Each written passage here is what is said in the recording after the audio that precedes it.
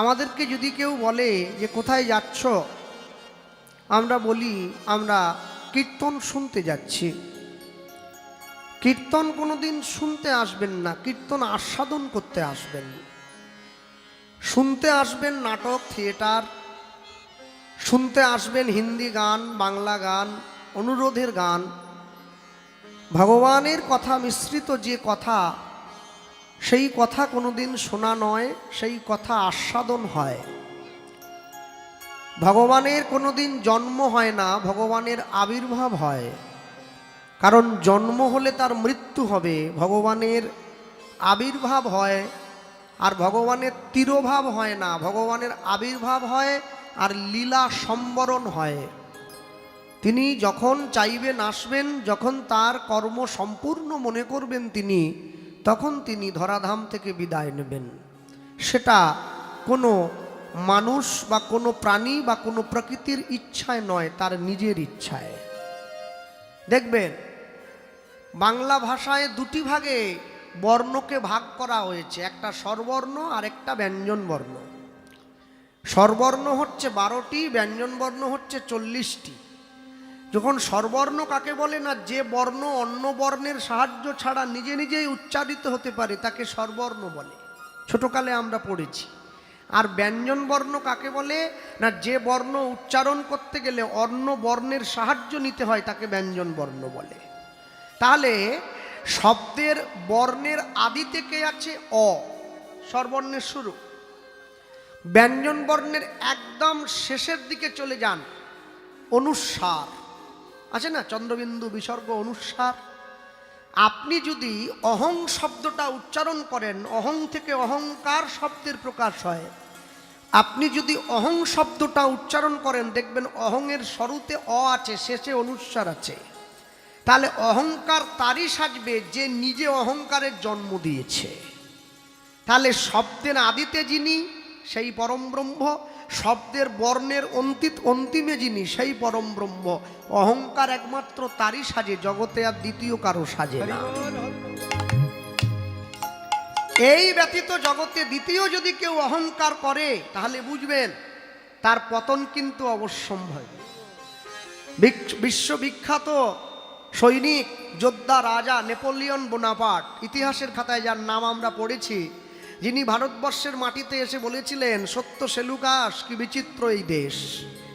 তিনি বলেছিলেন সেলুকাসের হাতে ধরে, বলে জানো তো, 100টা সিংহ যদি যুদ্ধ করতে ছুটে যায়, 100টা সিংহকে নেতৃত্ব যদি একটা কুকুর দেয়, মানে 100টা সিংহের যুদ্ধের নেতা যদি কুকুর হয়, তাহলে সিংহগুলো কুকুরের মতো যুদ্ধ করতে গিয়ে মারা যাবে।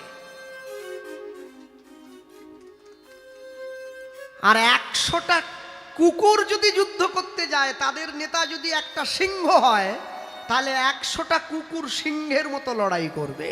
নিতাই গৌর প্রেমানন্দে হরিবোল হরিবোল। তাহলে আপনি যদি জগতের সর্বশ্রেষ্ঠ মানুষটাকে নিজের জীবন যুদ্ধের নেতা বানিয়ে রাখেন, আপনি সারা জীবন সিংহের মতো লড়াই করে বাঁচবেন, আপনাকে কেউ পিছু হটিয়ে দিতে পারবে। আর আপনি যদি সংসারের মেয়ে, বউ, স্বামী, স্ত্রী এদেরকে নেতা বানিয়ে নিজে পিছনে যান, তাহলে আপনি জীবন যুদ্ধে প্রত্যেকটা খেলাতে হেরে যাবেন। এটা একবারে আমি নিশ্চিত করে বলে দিতে পারি। কেন? গৌরাঙ্গ বলিতে হবে পুলক শরীর। ঈশ্বরের নাম শুনে যার অন্তর দোলা দেয়, যার অন্তরে প্রেম আসে। অনেক লোক ছিল আগেকার দিনে, তারা আমাদের বলতো, বলে জানিস যখন গ্রামে যাত্রা হয় না, ওই যাত্রা হওয়ার আগে 3 বার করে ঘন্টি বাজে, টং টং করে বাজে না, ওকে কি সিন পড়া নাকি বলে। তো কিছু কিছু বয়স্ক দাদু থাকে, আমি দাদুকে বলতে শুনতাম আগেকার দিনে, বলে যখনই ওই বাঁশিটা প করে বেরিয়ে ওঠে না, আমাকে যেন টানে, আমি আর থাকতে পারি না, ছুটে চলি। তা যাত্রার বাঁশি তোমাকে টেনে নিয়ে গেল, ভগবানের নাম তোমাকে যেদিন টানবে, সেদিন তুমি বুঝবে তোমার অন্তরে প্রেম জন্মে গেছে। আর যতদিন পর্যন্ত তোমাকে না টানবে, তুমি জানবে এখনো পর্যন্ত কোথাও একটু বাকি আছে। গৌরাঙ্গ বলিতে হবে পুলক শরীর। কোনো মানুষ যদি মদ খায় তার নেশা কাটে, কিন্তু মদ যদি মানুষকে খায় তার নেশা কাটবে না। যে লোক সংসার করছে সে সংসার থেকে বেরোতে পারবে, কিন্তু যার মধ্যে সংসার ঢুকে পড়েছে সে কোনোদিন বেরোতে পারবে না। আমরা সব সময় বলি, হ্যাঁ মনে রাখবেন, আমি সভাস্থলে দাঁড়িয়ে একটা কথা প্রচার করতে চাই, সেটা হচ্ছে এটাই, ইউটিউব দেখে এর তার নকল করে এখান থেকে সেখান থেকে দু চারটে কথা খাতায় টুকে কোনোদিন জগতে যোগ্য কীর্তনিয়া হওয়া যাবে না। কীর্তনিয়া হতে গেলে গুরু চরণে আশ্রয় নিতে হবে, গুরুদেবের কাছে গিয়ে শিখতে হবে, গুরু পরম্পরার এই বিদ্যা। তা যদি না হয়, যে স্কুলে আপনারা পড়াশুনো করেছেন এই স্কুলের সিলেবাসের যত বই সব বাজারে কিনতে পাওয়া যায়, তাহলে কেউ যদি মনে করে আমি বাজারে বইগুলো কিনে বাড়িতে পড়ে ডিগ্রি নিয়ে নেব, সে কিন্তু মূর্খ থেকে যাবে। ডিগ্রি নিতে গেলে স্কুলে আসতে হবে। আপনি যতই পড়াশোনা করুন, স্কুল আপনাকে শিক্ষা দেবে ধাপ বাই ধাপ, একটু একটু করে উঠে যাওয়ার জন্য।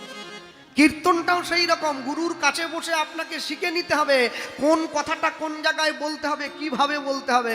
আর তা যদি না শেখেন, আগেরটা পরে হবে, পরেরটা আগে হবে, লোকে দুটো বাজে কথা বলে দেবে। কেন? যে রান্না জানে তার খুন্তি নাড়া দেখলেই বোঝা যায় পূজারি ঠিক আছে। হরিবল হরিবল। আর যে রান্না জানে না সে তো শুধু কড়া খুন্তির সঙ্গে লড়াই করে, টং টং টং টং করে আলু ফালু সব দুটুকরো করে কেটে দেয়। মায়েরা বলে তোর দ্বারা হবে না, তুই ছেড়ে দে, খুন্তিটা আমাকে দে। হরি হরি বলিতে নয়নে ববে নীর।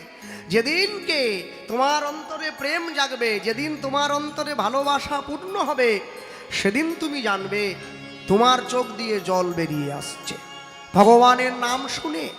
হ্যাঁ, আমি ছোটকালে একজন কীর্তনীয়ার কীর্তন শুনেছিলাম, অনেক ছোট বয়সে। তিনি বর্তমান দিনে এখনো বেঁচে আছেন, তবে তার বয়স হয়ে গেছে অনেক। ওই কলকাতায় বাড়ি, তার নাম হচ্ছে শ্রদ্ধেয় শ্রী নিত্যানন্দ দাস অধিকারী মহাশয়। আমি যখন তার কীর্তন শুনতে গিয়েছিলাম, আমি দেখছি তিনি কীর্তন আসরে দাঁড়িয়ে কীর্তন করার ছলে যখনই হা গৌর বলে বলছেন, তার চোখের জলটা গড়িয়ে পড়ছে না, চোখের জলটা ফিনকি দিয়ে গিয়ে ভক্তদের চরণে পড়ছে। তো কীর্তনের শেষে আমি তাকে জিজ্ঞাসা করেছিলাম প্রণাম করে, বাবা একটা কথা বলবো? বলো। তুমি এইটুকু ছেলে, তুমি আমার কি বলবে? আমি বলি না, একটা জিনিস জানবো। বলে হ্যাঁ বলো না। আমি বলছিলাম, এই যে আপনি যে কাঁদছিলেন কীর্তন করতে গিয়ে, আপনার চোখের জলটা ছিটকে বেরোলো কেন? তখনই আমাকে সুন্দর ভাষায় বুঝিয়ে দিলেন। বলছেন, জানো বাবা, কলের তলায় যদি কলসি রেখে কেউ চাপ দেয় তাহলে কিন্তু কলটা ভরে যায়, কলসিটা ভরে যায়। বলে হ্যাঁ, আচ্ছা বলো, যদি কলসিটা ভর্তি হওয়ার পরেও কেউ কলটা চাপ দেয় তখন কি হবে? কলসির জলটা উপচে বাইরে আসবে।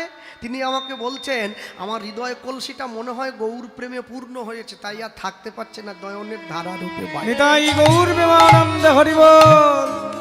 মনে রাখবে, ভগবানকে ভালোবাসা, ভগবানকে সেবা করা, ভগবানকে শ্রদ্ধা করা এত চারটিখানি কথা নয়।